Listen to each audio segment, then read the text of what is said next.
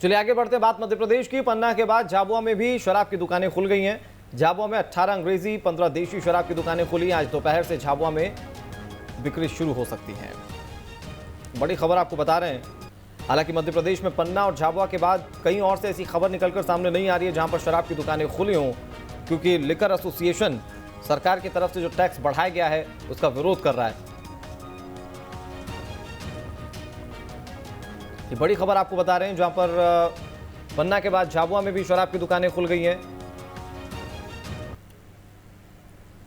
और किस तरह की तस्वीरें हैं, दो तस्वीरें इस वक्त टीवी स्क्रीन पर आपके सामने। पन्ना की पहली तस्वीर जहां पर कल शराब की दुकानें खोल दी गई थी। हालांकि लोगों की भीड़ कम नजर आई। देश के दूसरे हिस्सों में आपने देखा कि किस तरह से शराब के लिए लंबी कतारें लग गई थी, लेकिन पन्ना में लोग शराब को लेकर इतने ज़्यादा उत्साहित या लालायित नजर नहीं आए। वहाँ पर भीड़ बहुत कम थी। इक्का दुक्का लोग वहाँ पर शराब खरीदने पहुँच रहे थे, लिहाजा वहाँ पर सोशल डिस्टेंसिंग और तमाम नियमों का पालन किया गया, ये कहा जा सकता है। दूसरी तस्वीर झाबुआ की आप देखिए, जहाँ पर आज शराब की दुकानें खुली हैं। यहाँ पर भी लंबी कतारें देखने को नहीं मिल रही हैं, जबकि दिल्ली में जब आज सुबह शराब की दुकान खुली है, यहाँ पर वैसी ही ठीक तस्वीर देखने को मिली जो अब से 2 दिन पहले, 1 दिन पहले देखने को मिल रही थी। बड़ी बात यह भी है कि दिल्ली जैसे शहर में शराब पर 70% MRP से ज़्यादा रकम वसूली जा रही है, बावजूद इसके लोगों की कतारें कम नहीं है। लेकिन मध्य प्रदेश की आप 2 तस्वीरें देख लीजिए, पन्ना और झाबुआ की, जहाँ पर शराब की दुकानें खुली ज़रूर हैं, लेकिन यहाँ पर लोग अभी तक इन दुकानों तक नहीं पहुँच रहे।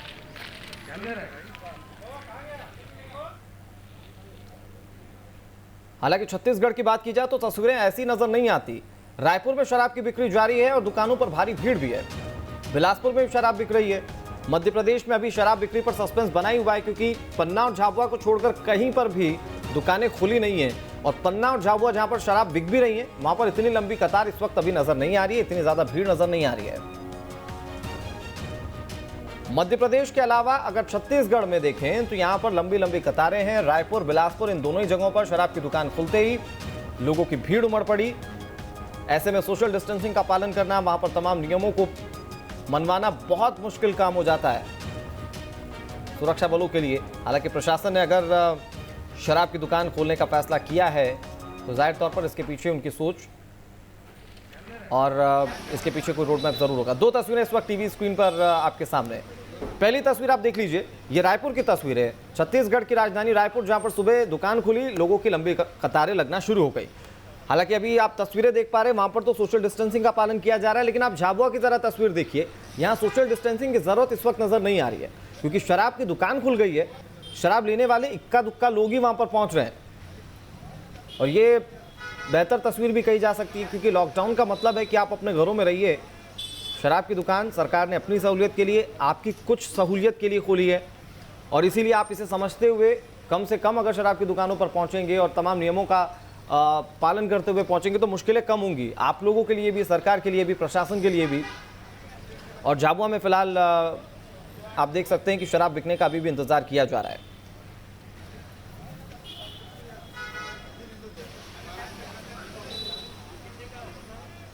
और अलग अलग जगहों से हमारे सहयोगी इस पर ज्यादा जानकारी के साथ जुड़ गए हैं। बिलासपुर से हमारे सहयोगी आदित्य राज पांडे जुड़ गए, इंदौर से आदित्य सिंह हमारे साथ जुड़ गए, दुर्गेश हमारे सहयोगी जबलपुर से हमारे साथ जुड़ गए, और इसके साथ साथ शुभम हमारे सहयोगी भोपाल से ज्यादा जानकारी के साथ लगातार बने हुए हैं। सबसे पहले बिलासपुर का रुख कर लेते हैं। आदित्य, क्या तस्वीरें वहां से देखने को मिल रही है, क्योंकि अगर छत्तीसगढ़ की बात की जाए, मध्य प्रदेश से अलग तस्वीर नजर आती है। मध्य प्रदेश में 2 जगहों पर शराब की दुकानें खुली हैं, लेकिन लाइनें नहीं है, जबकि बिलासपुर, रायपुर की बात की जाए तो यहाँ पर लोग ज्यादा उत्साहित नजर आ रहे हैं शराब खरीदने को लेकर, और ऐसे में कई नियमों की धज्जियां भी उड़ती हुई नजर आ रही है।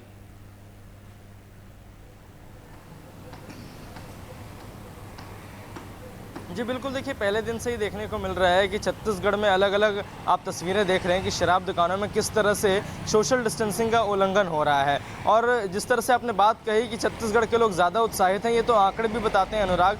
कुछ महीने पहले ही ये आंकड़े निकल कर सामने आए थे कि छत्तीसगढ़ में सबसे ज़्यादा शराब का सेवन किया जाता है पूरे देश भर में।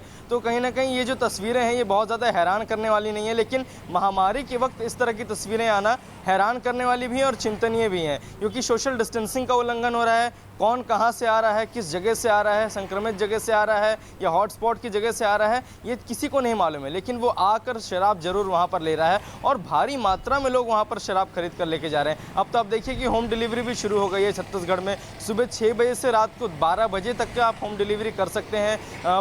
करीब 5 लीटर की जो शराब है वो आप होम डिलीवरी में के ज़रिए मंगा सकते हैं। तो छत्तीसगढ़ के लिए तो जो शराब के सेवन करते हैं उनके लिए तो बहुत चांदी ही चांदी हो गई है कि उन्हें घर पे भी शराब मिल रही है और ठेकों पर भी शराब मिल रही है। लेकिन कहीं ना कहीं यहाँ पर ये देखने की ज़रूरत है कि सोशल डिस्टेंसिंग का पालन कराया जाए। ठीक है, आपका शौक़ है शराब का सेवन करना, लेकिन आप किसी भी तरीके से जो शासन और प्रशासन द्वारा जो नियम बनाए गए हैं उसका आप उल्लंघन ना करें। ये बात लोगों को सोचने की ज़रूरत, क्योंकि अगर कहीं भी आप उल्लंघन करेंगे तो मध्य प्रदेश में जिस तरह की स्थिति है या देश के अलग अलग राज्यों में, महाराष्ट्र और तेलंगाना में जिस तरह की स्थिति है, वो स्थिति छत्तीसगढ़ में उत्पन्न ना हो जाए। अभी मैं बिलासपुर की बात करूं तो बिलासपुर एक बड़ा शहर है, बड़ा जिला है, लेकिन पिछले 1 महीने से हो गए यहाँ पर कोई भी कोरोना पॉजिटिव मरीज सामने नहीं आया है। तो एक अच्छी बात है, लेकिन इस चीज का पालन किया जाए। पिछले 40 दिन की तो अगर नियमों को माना जाएगा, जो पुलिस तो जो कंसिस्टेंसी अभी पिछले कुछ दिनों से नजर आ रही है उसे बरकरार रखा जा सकेगा, कोरोना से मुक्त रखा जा सकेगा बिलासपुर जिले को। लेकिन अगर दुर्गेश जबलपुर की बात करें तो यहाँ से पिटीशन भी पहुंची है अदालत में। अभी क्या कोई रुख स्पष्ट हो पाया लिकर एसोसिएशन का कि वो लोग क्या रुख रखेंगे पूरे प्रदेश भर में, खासतौर पर अगर जबलपुर की बात की जाए, दुकान खुलेंगी या नहीं खुलेंगी? सस्पेंस कब तक खत्म होगा इस पर?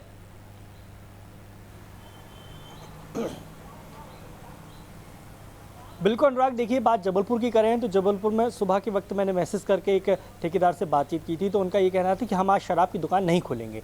यानी कि ये स्पष्ट हो गया है कि जबलपुर में शराब दुकान नहीं खोलनी है, चाहे वो ग्रामीण इलाका हो चाहे शहरी इलाका हो। तो उन्हीं तर्कों पर ठेकेदारों का वही तर्क है जो कल उन्होंने हाईकोर्ट में रखा था कि इस तरह से यदि हम दुकान खोलते हैं तो हमें बड़ा घाटा लगेगा, क्योंकि हम लगातार सरकार को लाइसेंसी फीस दे रहे हैं, ठेकेदार की ठेका की हमने पूरी जो विड्थ थी वो हमने रकम जमा की है। तो जब हमने पूरी रकम जमा की है, पूरा हम लाइसेंसी फीस दे रहे हैं, तो फिर सरकार या तो हमें फुल फ्लैश दुकान खोलने की अनुमति दे या फिर हमें पूरी तरीके से बंद रखने की अनुमति दे दे, ताकि जब तक लॉकडाउन हो तब तक हम शराब दुकान बंद ही रखें, जैसा पिछले 40 दिनों से चला आ रहा था। तो यही तर्क लगातार ठेकेदार दे रहे हैं कि हम शराब दुकान फिलहाल नहीं खोलेंगे। लेकिन जिस तरह की तस्वीरें हमने मध्य प्रदेश के दूसरे जिलों से देख रहे हैं कि वहाँ पर शराब दुकान की खोली जा रही हैं, तो कहीं ना कहीं ठेकेदारों के बीच भी सामंजस्य वो है बनता दिखाई नहीं दे रहा है। लेकिन मोटे तौर पर हम बात करें तो मध्य प्रदेश में जिस तरह से शराब दुकान खोली जानी थी सरकार के आदेश के बाद, वैसी स्थिति मध्य प्रदेश में नजर नहीं आ रही है। मध्य प्रदेश के शराब ठेकेदार अपनी बात पर अड़े हुए हैं कि उन्हें या तो विड्थ की रकम कम कर दी जाए या फिर उन्हें पूरी तरीके से बंद करने के आदेश दे दिया जाए। जब लॉकडाउन खुलेगा तब हम पूरी तरीके से शराब दुकान खोलेंगे। तो जबलपुर में फिलहाल तो शराब दुकान नहीं खुल रही है। ठीक है, लेकिन शुभम, सरकार ने जिस सोच के साथ शराब की दुकानों को खोलने की अनुमति दी उसके पीछे एक बड़ी वजह रेवेन्यू इकट्ठा करना है, और अगर शराब की दुकानें खुलेंगी नहीं तो शायद सरकार की मंशा भी पूरी नहीं हो पाएगी।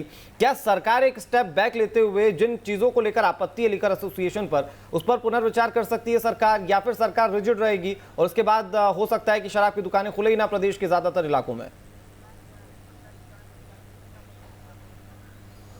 देखिए अनुराग, कल इसे लेकर गृह मंत्री नरोत्तम मिश्रा का भी बयान आया था और उन्होंने ये बात कही थी कि अगर सरकार का ये आदेश है कि दुकानें खोलना है तो फिर दुकानें खोलनी होगी। मगर किसी तरह की कोई बात है अगर तो उसको लेकर जो ठेकेदार हैं वो सरकार के पास जा सकते हैं, सरकार के द्वार उनके लिए खुले हैं, सरकार उनसे बातचीत करने को तैयार है और जो भी उनकी समस्या है उसका निराकरण भी सरकार करना चाहती है। मगर ये कोई बात नहीं होती कि अगर सरकार ने कोई आदेश जारी किया है, अगर सरकार ने कोई निर्णय लिया है तो उसका पालन नहीं किया जाए।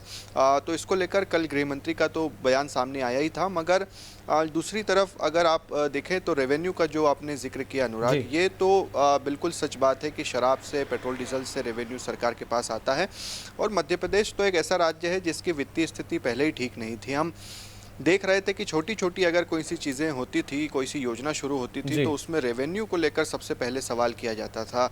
अब जब लैपटॉप वितरण की योजना चल रही थी शिवराज सरकार की, उसे कमलनाथ सरकार ने बंद किया, कहा कि अब हर कोई जो 75% से ज़्यादा स्टूडेंट लाता है उसे नहीं देंगे, सिर्फ और सिर्फ रेवेन्यू के चलते।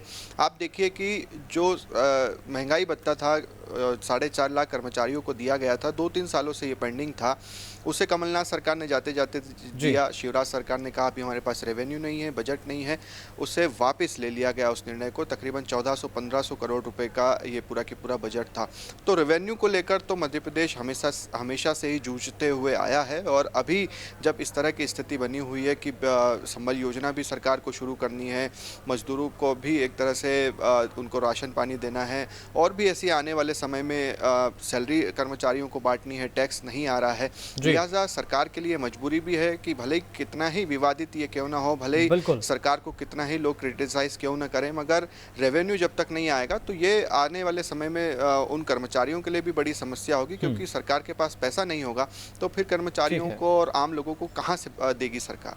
ठीक है, लेकिन 3 ऐसे स्पॉट भोपाल, इंदौर और उज्जैन, यहाँ पर शराब की दुकानें पूरी तरह से नहीं खुलनी थी। आदित्य, इंदौर की अगर बात करें आदित्य सिंह, वहाँ पर क्या किसी तरह का कोई स्टैंड लीकर एसोसिएशन का, या फिर अगर दुकानें खुलनी नहीं है तो वो पूरी तरह से इनएक्टिव मोड में इस वक्त नजर आ रहे हैं?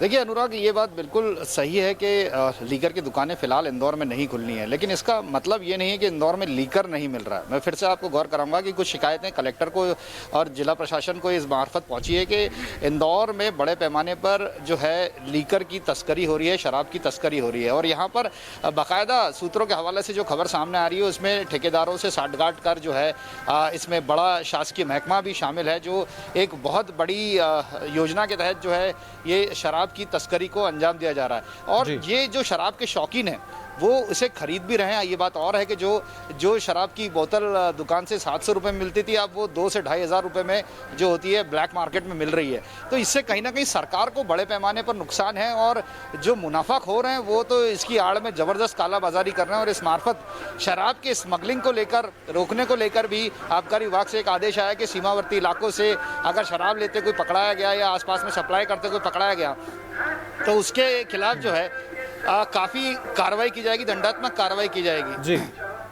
तो कुल मिलाकर जो है शराब को लेकर जो है जिस तरह के हालात इंदौर में बने हैं उसमें ये बात जो है वो सामने आ रही है। लगातार जो है वो शराब की कालाबाजारी की बात सामने आ रही है, लेकिन ये कालाबाजारी भी रुकनी चाहिए। और अगर सीधे तौर पर शराब अगर लीगल तरीके से बेची जा रही है तो वहां पर लोगों की समझदारी, सूझबूझ और सरकार की एक्टिवनेस भी दिखनी चाहिए। फिलहाल बहुत शुक्रिया शुभम, आदित्य सिंह, आदित्य राजपांडे और दुर्गेश हमारे साथ जुड़ने के लिए और तमाम जानकारी देने के लिए आपका।